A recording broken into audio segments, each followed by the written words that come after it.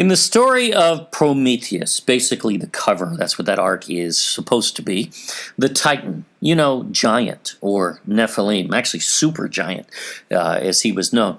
Poor Prometheus, he just wanted to bring the torch of knowledge to mankind. I mean, what could be wrong with that? He was a good guy, right? Wrong. No. We know the knowledge he and his brothers and fathers brought. They were and remain an abomination, and they lead only to destruction of the earth. But why not let him free, right? I mean, even in the garden, the serpent brought what? Knowledge. It was knowledge. You will be as gods, he said. What's the big deal? Well, it only led to the downfall of mankind for a period to have to overcome sin for thousands of years. Yahuah had to sacrifice his son to overcome it with a blood offering. But no big deal, right? Well, Yahuah has spoken, and Prometheus is gone. He's in chains and will remain until he is judged, and then he will disappear forever. You think he knows something we need to know? I don't think so. So many have begged for the return of the golden age when man was enlightened. You do realize that is exactly what we've been covering last week and this one. The golden age is the golden age of the Nephilim, not man. It is their enlightenment, and it leads to the enslavement and destruction of mankind. But go ahead, Richard Dawkins. You enjoy that religious doctrine you spout. You will reap the reward. For us, no thank you. And against their sons went forth a command from before his face, that they should be smitten with the sword, and be removed from under heaven. And he said, Thy spirit will not always abide on man, for they also are flesh, and their days shall be 120 years. Now that's the same as Genesis. And yes, we covered in, I think it was part 6, that it is truly, literally 120 years. Go watch that. Remember, this is his response to the corrupting of orders, or the breaking of his law of creation to reproduce after our kind. And angels in heaven, we saw, do not marry nor reproduce up there, because they are not supposed to, and they're not supposed to here either, but in human form they can, and they did. And he sent his sword into their midst, that each should slay his neighbor. And they began to slay each other till they all fell by the sword and were destroyed from the earth. Now that's the Nephilim, who were corrupting orders. And it probably is very specific to certain groups because obviously the flood's coming and many will be destroyed in the flood. So not all died at that point. Nor is it really saying that. Some people try to be so literal about things in such a context, and you just can't. And their fathers were witnesses of their destruction. And after this, they were bound in the depths of the earth forever, until the day of the great condemnation, when judgment is executed on all those who have corrupted their ways and their works before Yahuah. Wow. To this, Michael says in the book of Enoch, essentially, no one will ever do that again. And that's a really good point. However, there is no instance of such an incursion ever since then. We don't find it anywhere. And this is such a major thing that caused the flood. So folks, this would be mentioned in Scripture if it happened. It did not happen.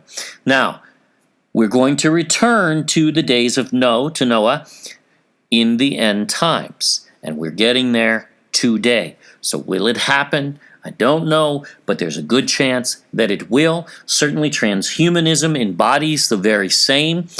Maybe it will be mixed with robotics and animals and other DNA, etc., and not look the exact same. But it will be very similar. The days of Noah have returned. And he destroyed all from their places, and there was not left one of them whom he judged, not according to all their wickedness. So all perished. However, there is a story of a surviving Nephilim. It's in the book of Enki, an occult source, no doubt, but you'd be surprised that doctrine is in the church today. So, by the way, for those who want to think that the ark landed on a mountain in Turkey, which is against the Bible that says the ark landed in the east of Shinar, in Turkey's northwest, so it can't possibly fit the Bible on any level for that matter. But in that story, that is where the Nephilim landed in the book of Enki, and that is what is being peddled as doctrine today. The Nephilim ark landing as if it were Noah's? Are you kidding? You talk about fraud and a complete bumbling of Scripture, and that definitely is. Watch Where Did Noah's Ark Land if you have not seen our teaching on that. Knowingly or not, it's fraud.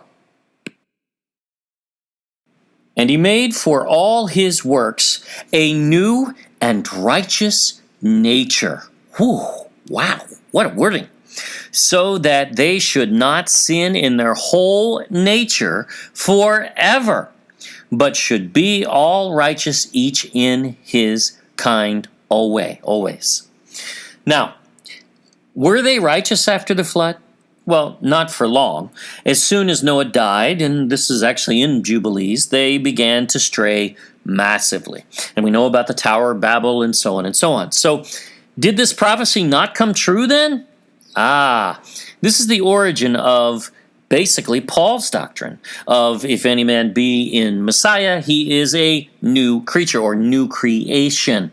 This is the same thing, the same concept, and he derives it from the book of Jubilees.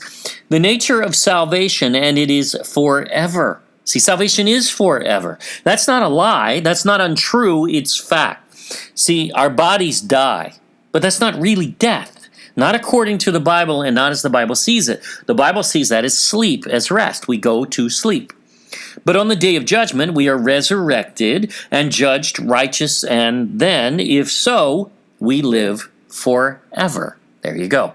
This is accurate and actually assists in understanding even what Paul was saying, because Paul read Jubilees as Torah.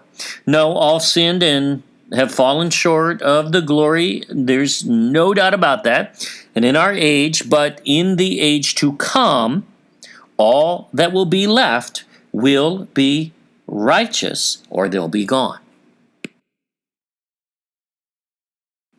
And the judgment of all is ordained and written on the heavenly tablets in righteousness, even the judgment of all who depart from the path which is ordained for them to walk in. And if they walk not therein, judgment is written down for every creature and for every kind. Realize that includes land animals who have spirits according to Jubilees too. So yes, there are going to be animals in the kingdom of heaven. Interesting.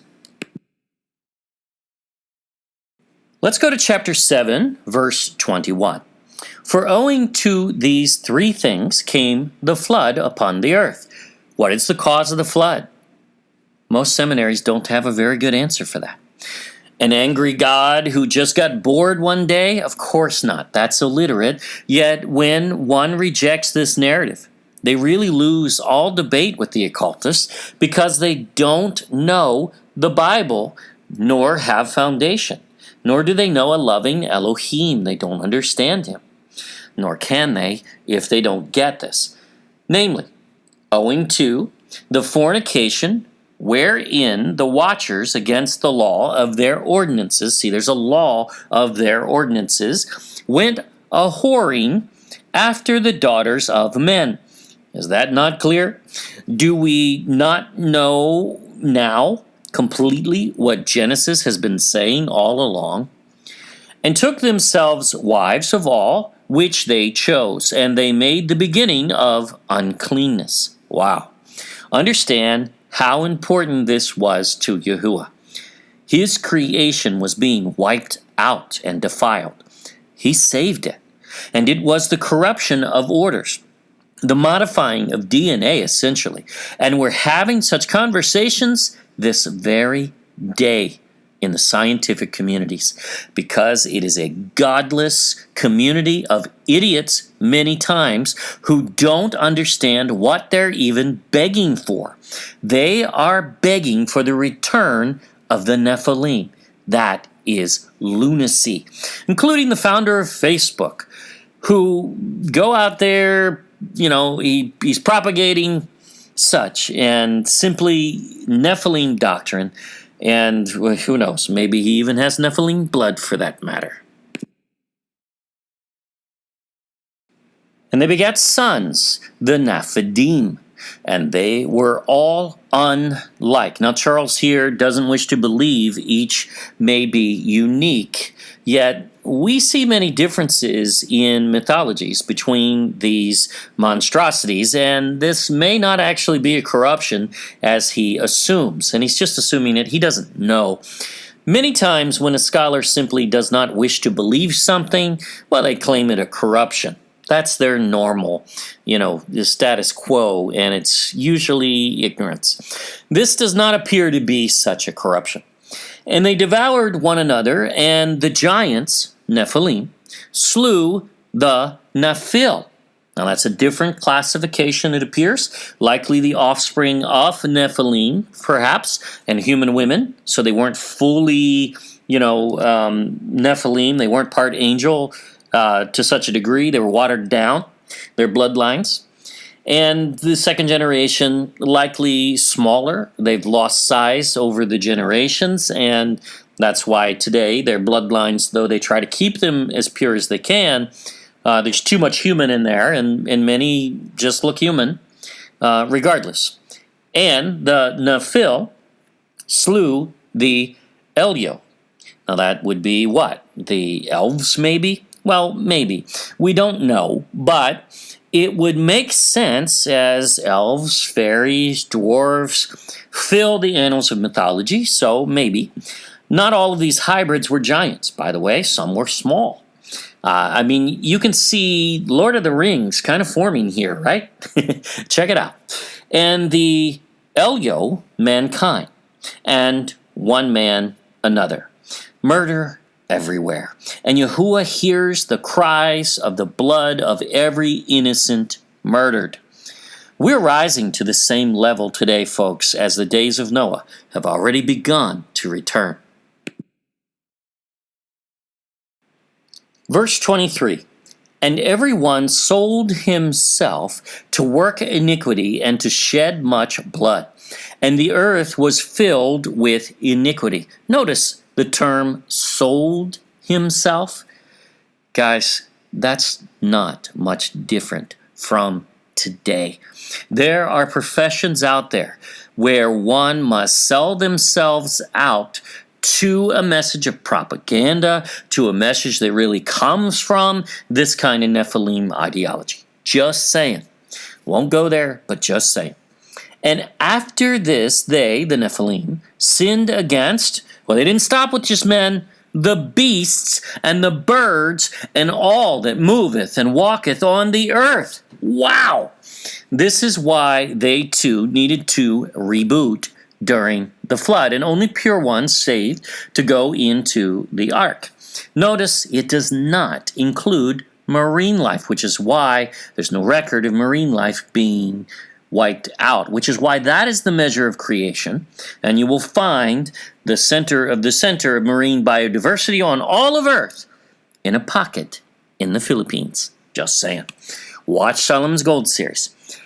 And much blood was shed on the earth, and every imagination and desire of men imagined vanity and evil continually.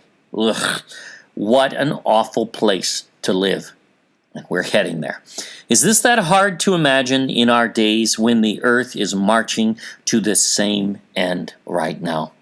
Okay, one last thing. What did the exiled temple priests at Qumran, Bethabar, think of this doctrine? Well, they kept and used Jubilees as Torah. That's a good start. They use Enoch as inspired scripture as well. as other writings which espouse this very same position on the Nephilim, but we don't need to just go there. Here is what they wrote in a community writing called the Damascus Document. This isn't scripture, this is just their internal community writing. That's all this is, but it gets you into their mind and understands their perspective as to what they believed. And did they believe Jubilees? Well, of course they did. They called it Torah. But here you go. In the stubbornness of their heart, the heavenly watchers fell. Ooh, there you go. And they were caught because they did not keep the commandments of Elohim. And their sons also fell, who were as tall as cedar trees.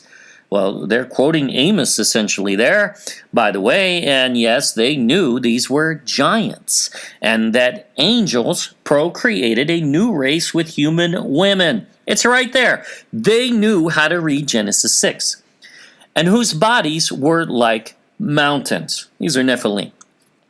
See, they weren't vague at all, were they? They taught from the books they kept as scripture, and here you have it in their own words from the 1st century or so. History right there in front of you. 2,000 years ago, this was known. But in the Dark Ages, especially the continuation of such in which we now live, we have lost it. But it is being restored today in the days of increasing knowledge predicted by Daniel. Anyone wishing to claim they are a scholar who wishes to argue with these temple priests, well, go ahead, big boy. Produce your credentials that outweigh those of a son of Zadok, a Levite, Aaronic, holy temple priest, who had the authority to keep and teach scripture biblically.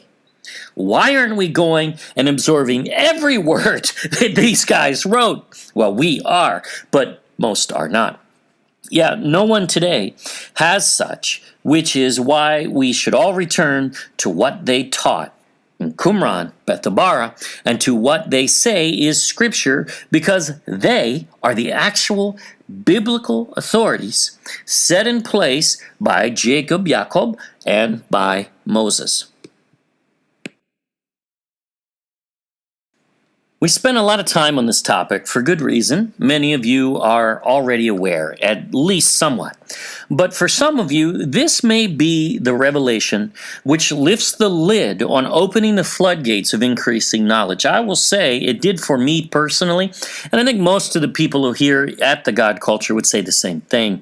Fallen angels, the watchers, were sent to teach mankind, and instead they chose to pursue their own lusts. The offspring of their sin brought the world to ruin once, and it will again in our age. We must recognize that the book of Jubilees is the authority on this, and a parallel reading with Genesis allows one to truly see this is what Genesis has said all along. There are no discrepancies. It is not new doctrine, because we showed you it was taught by the temple priests 2,000 years ago.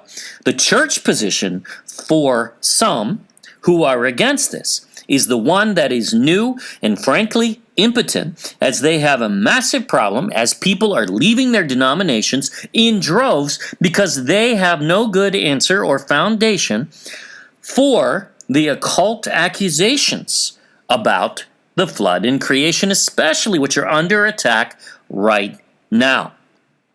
They're saying that your God is angry and evil and not righteous because he wiped out the earth, and they don't get it.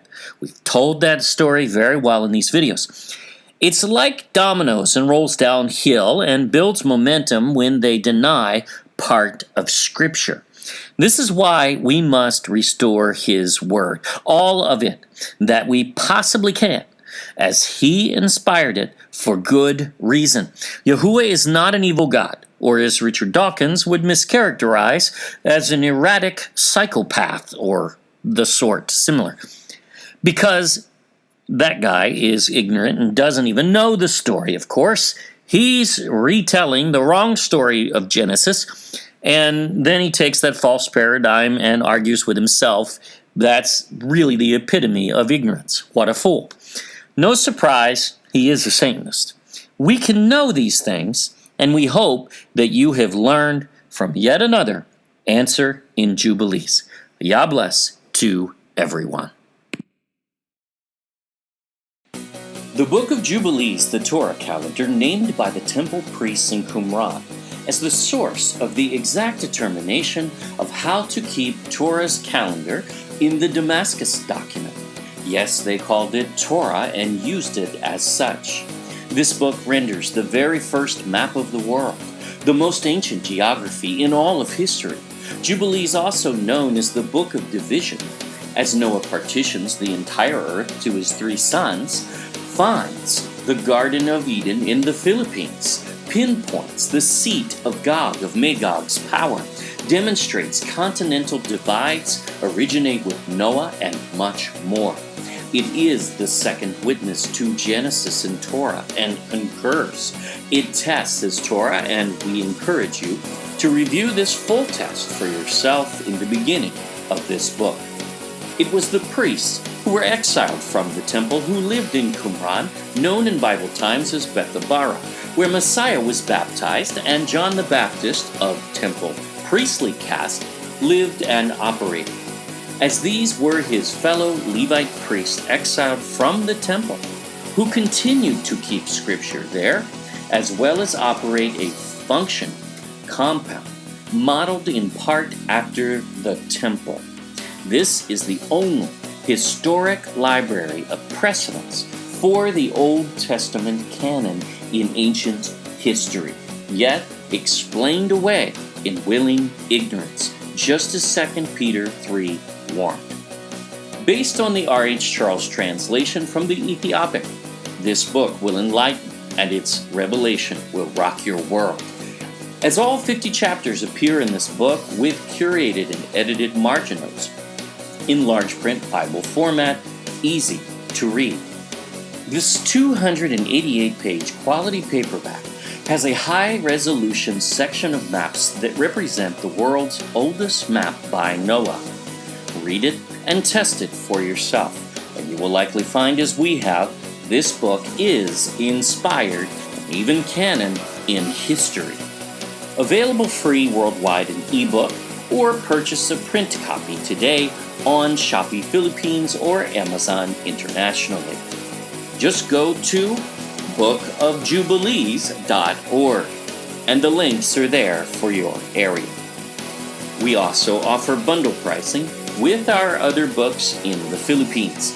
Our books are already expanding now, being read in 52 countries and more than half of the provinces in the Philippines. Join thousands who are finding this useful in their lives.